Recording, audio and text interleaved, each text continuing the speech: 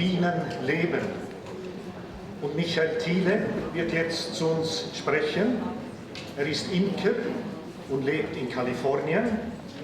Er hat Gaia Bees begründet, eine Lernplattform für Bieneninteressierte und eine Quelle zum Studium der wesengemäßen Bienenhaltung. Er ist auch Mitbegründer von The Melissa Garden, einem Schutzgebiet, also auch eine heilige Stätte für Bienen. Michael Thiele verbreitet in den USA die wesensgemäße Bienenhaltung, vor allem mit dem Fokus von Respekt, Achtung und Liebe, also inneren Qualitäten der Zuwendungsweise. Er arbeitet auch mit Bienenwohnungen, die er empfiehlt und verbreitet. Seit 2013 ist er vom Landwirtschaftsdepartement der USA Berater für die Bienenhaltung in der Dominikanischen Republik. Herzlich willkommen, Michael.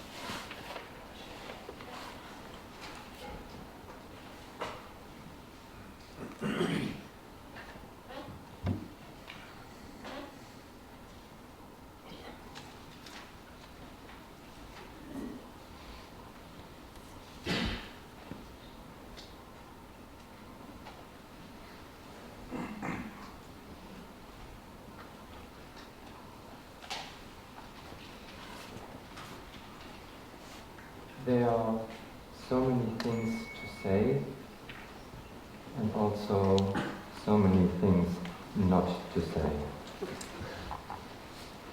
So I will try and pick and choose. One thing I would like to begin with is, my glasses. That's better. The one thing I would like to mention in the very beginning is I would like to acknowledge the female. We are here gathering, circumambulating what we call bees, this phenomenon which has such deep and pure feminine qualities. It belongs to the realm of Venus, of love and unity. And I apologize that I only can present this with this male body when if I could choose, then definitely I would have chosen a female body and a female being to stand here.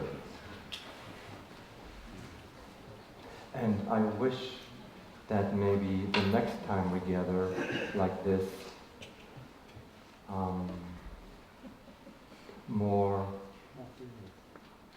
female, more beings in female clothes will join and share.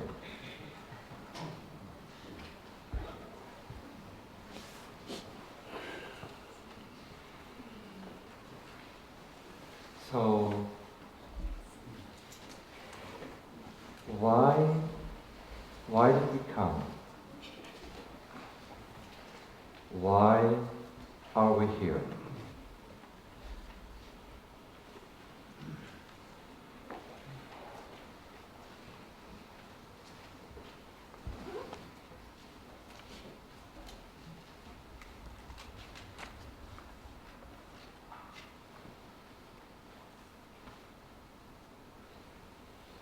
maybe it has to do with where we are in the world and where the world is with us.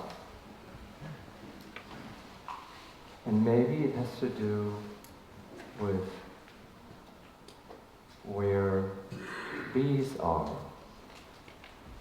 in the world, in relationship to us and the world.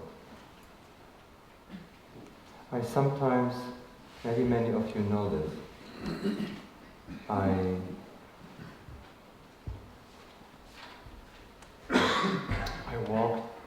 would like, I'm on my way to visit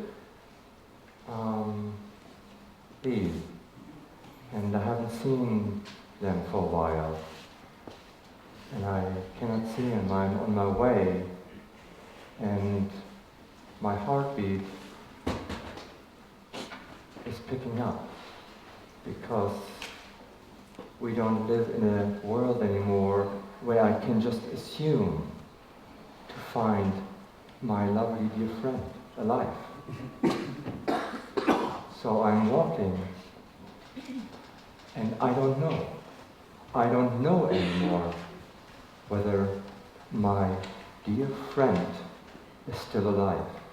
This friend who not only lives in the outside, but this dear friend also lives within my heart. And as I'm going and approaching, looking, reaching out to my friend, I haven't seen him yet, I haven't seen her yet. I also am accompanied by an image, the image of the world hanging on a twine. And this twine seems to be representing my dear friend. And so I'm walking, and maybe I go around the last corner, and what a joy to see her alive.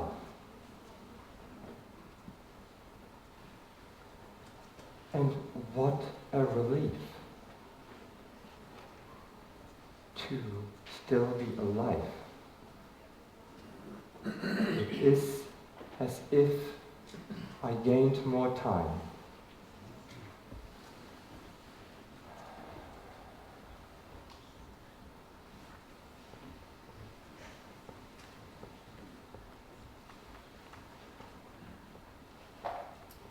Maybe that's also one reason why we are here.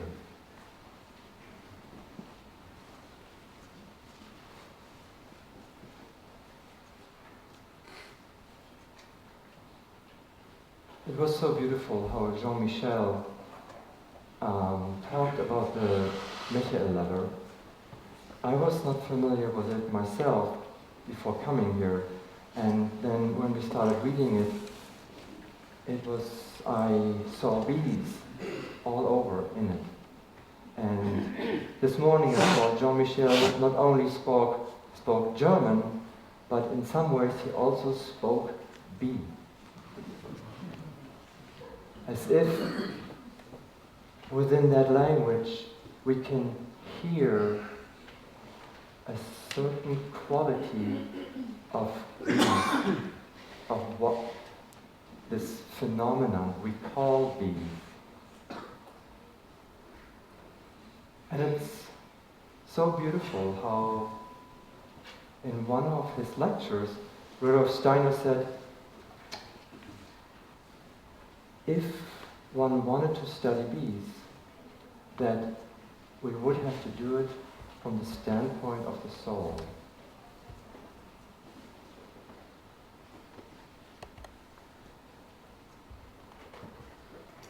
And maybe I have to say it again.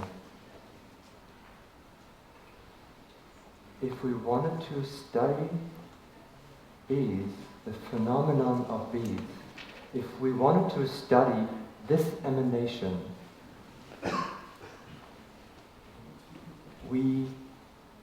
it sounds to me as if he said, we have to do it on the level of the soul. If we don't, we may not understand. If we do not approach this phenomenon on the level of our soul, we may not recognize it for what it is. And there's this beautiful story of some anthropologists. They went to Ethiopia to learn from a First Nation culture, a very old human culture. That tribe was called the Man. And the Man lived still in a very old way. They, now listening to Jean-Michel so much, I realized, maybe they still live almost in this imagination. There's not such a strong formed sense for duality. They, for example, lived with the animals in such an intimacy, in such a closeness. The antelope, they knew this life gesture almost as much as they knew themselves. And then those anthropologists who were Westerners, they painted, they outlined on paper an antelope. And they raised up the picture of the antelope. And the Man, they looked like, what is that? What are they doing? What is this there? What is the material? And something on it, and flat, and never seen before. And they did not recognize the antelope.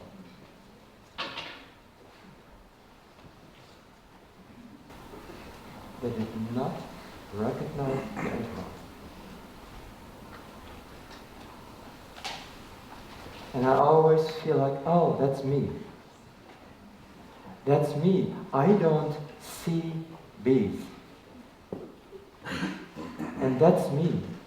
I don't hear the calling in the Michael letter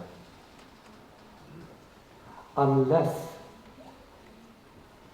I broaden my being, unless I broaden my range of consciousness, unless I move into the heart, unless I could say I begin speaking being.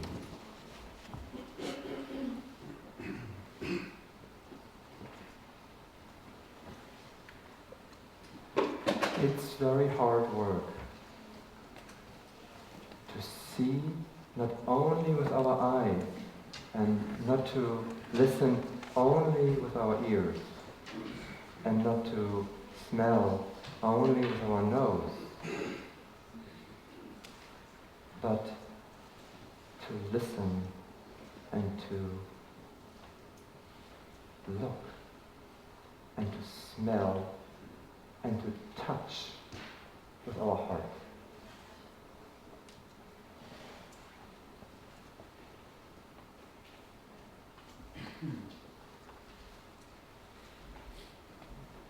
I believe,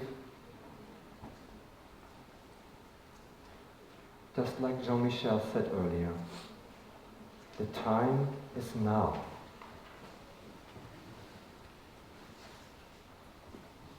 It's as if the bees, in this always never-ending altruistic gesture, even through letting their own life go, ask and call for us to do it now. Now.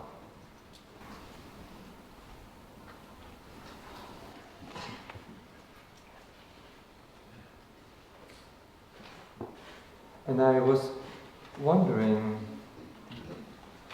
are we really ready to leave? Like it said in the Michael brief, are we really ready to leave? Because we don't know where we will end up. This is a leap like in swarming. Let's imagine here are what we call bees, Apis mellifera, Imme. Here it is, so at home. One location, one scent, one location. And all of a sudden, this impulse to leave everything behind, to leave everything we know, everything it knows in that moment, to leave behind. To leave every point of reference behind. And to move into this complete unknown. And maybe it's an image of leaping across the abyss. And as we all know, the swarm is doing this not with, should I really go? Should I really go? Oh, maybe not. It's so nice at home. And maybe I should go. And I'm supposed to. And no, it's with a yes. It's with a yes. It has vigor. It has life.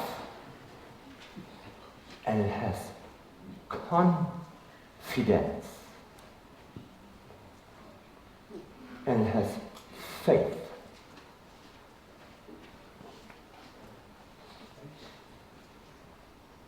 In this movement of stepping into, I don't know what I'm stepping into.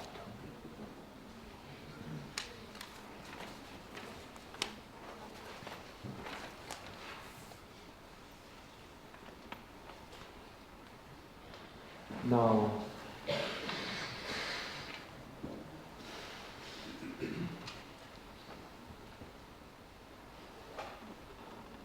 that brings me to the question,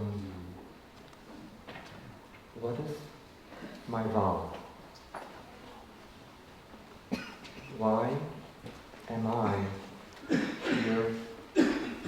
Why am I incarnated in this body, in this world?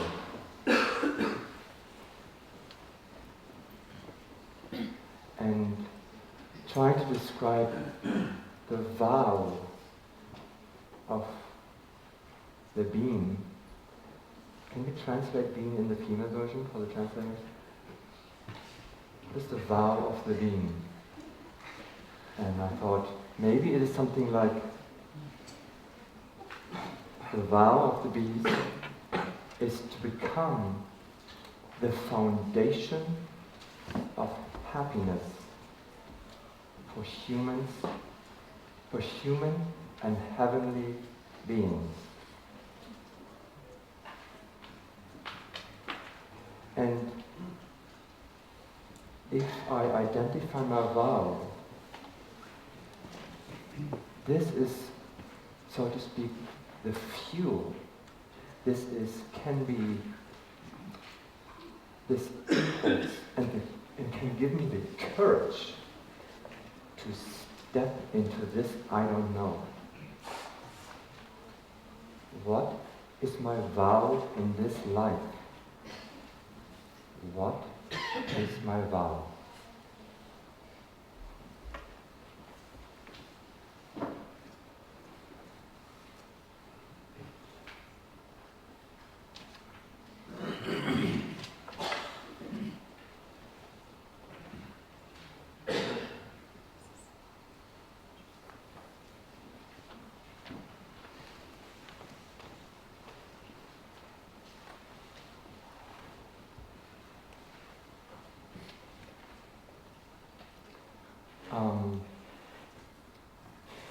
Maybe we can do something together at the end.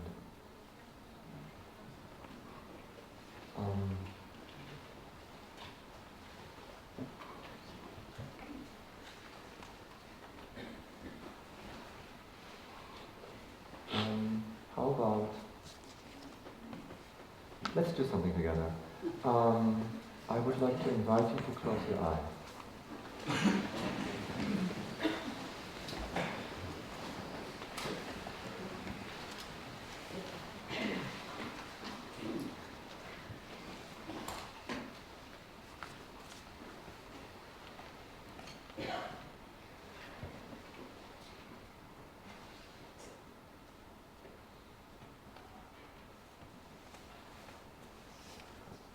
And just feel where you are.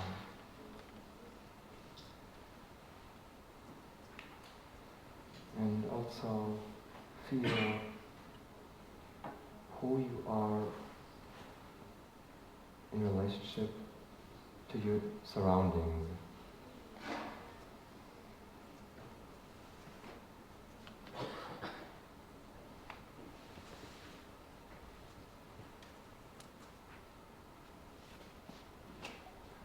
And then imagine you could move your heart slowly and very carefully into your hand, into your palm.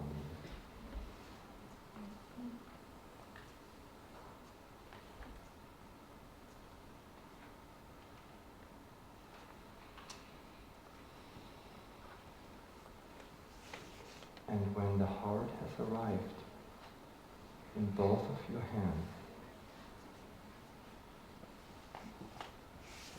you slowly raise your hands just a little bit and find the hands of your neighbors and hold hands. We are all holding hands.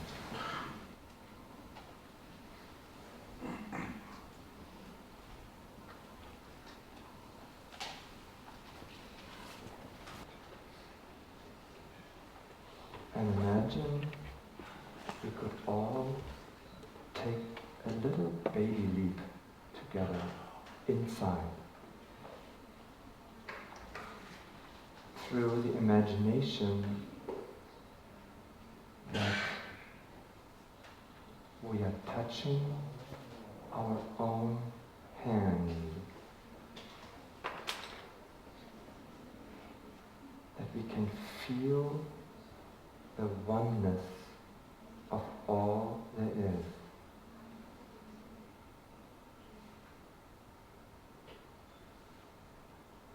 For some reason, there's not a separated I anymore right now. Just for a moment. There's only the unknown of this formless vastness.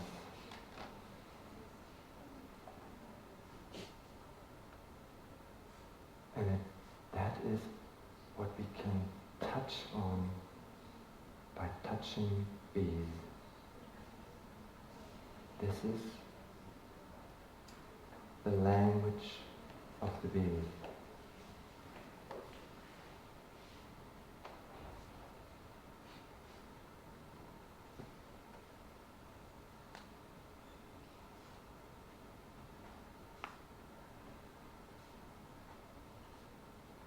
And it reminds us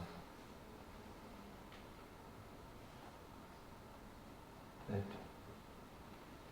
our role in this life is that of a mother.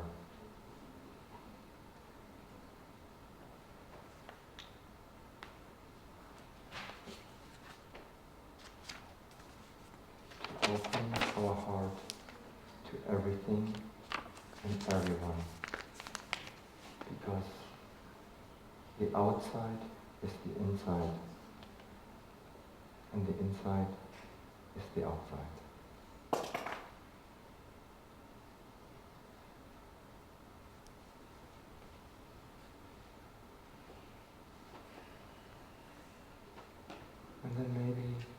slowly this imagination is disappearing.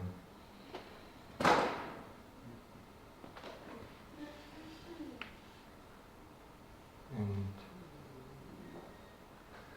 we can return to our chair. And maybe even now we just can take this stillness with us as we leave the room.